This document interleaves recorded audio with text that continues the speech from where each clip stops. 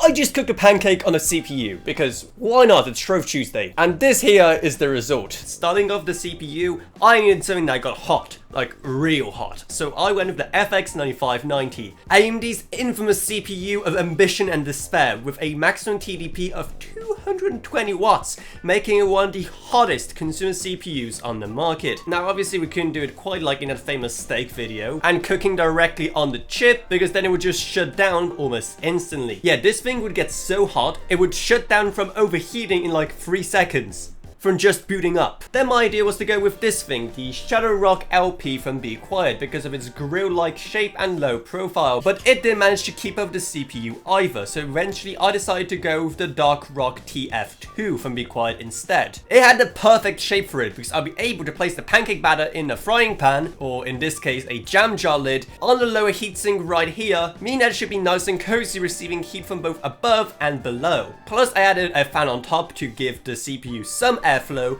but I had it pointing down, which should mean it is pulling air, the hottest air there is, around the CPU socket up through the heatsinks, hopefully making the area around the pancake even warmer. Then for good measure, I put a bag around the whole system to make it even warmer in there, and with this combination I managed to hit that sweet spot where it's just boiling hot in there, but the system does not shut down because of overheating yet. It was getting really hot on the outside, however it didn't have quite a consistency for it to be flipped over. I mean, you can see the spot where I tried, it literally just kind of crumbled into itself. Plus the middle was still very liquid. So I decided to try again with an even flatter pancake to prevent that from happening. But then I discovered something. Through some thorough research, Ow, that hurt. I discovered that the VRM heatsink on this motherboard, that being the Crosshair 5 formula, which we also covered on this channel before, is so much hotter than the actual heatsink on the CPU cooler. So I decided to move the pancake on there and then add another even flatter one still under the CPU cooler to see how that one works out. Plus, to be on the safe side, I did add some thermal paste to the underside of our frying pan here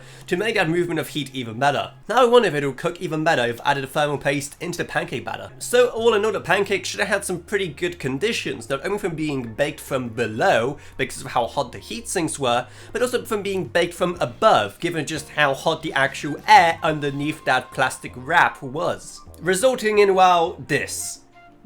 This is the pancake. Again, it actually baked really well on the outside just because of how hot it was under there. But I also want to see exactly how well did this other one do. Okay. So this is the one that was even flatter, that was under the CPU heating the entire time. You can see it's actually getting almost orangey towards the middle, but not quite. Okay, moment of truth. Time for a taste test, and it's already crumbling.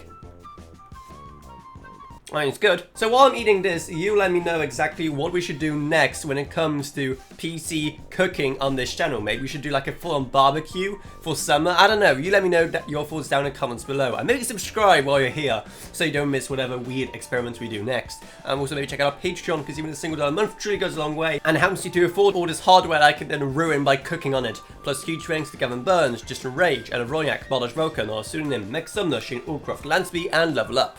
Honestly, that wasn't half bad. But anyway, that's about it, so I hope you enjoyed this video. If you did, then remember to subscribe, like, whatever, and I'll see you all in whatever I make next. Goodbye, everyone. Goodbye.